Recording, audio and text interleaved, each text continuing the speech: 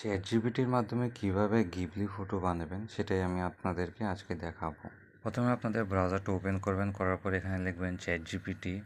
তো লেখার পর এখানে এই সাইটটা ওপেন হবে।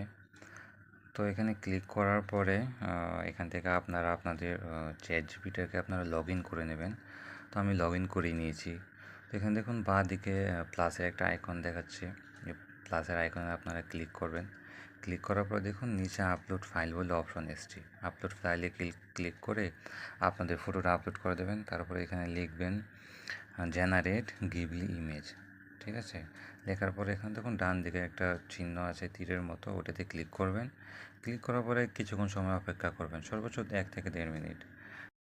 তো এখানে দেখুন আমাদের ছবিটা রেডি হয়ে গেছে। দেখুন উপরের ছবিটা এবং নিচের ছবিটা কতটা মানে একদম কত সুন্দর করে ক্রিয়েট করে দিয়েছি।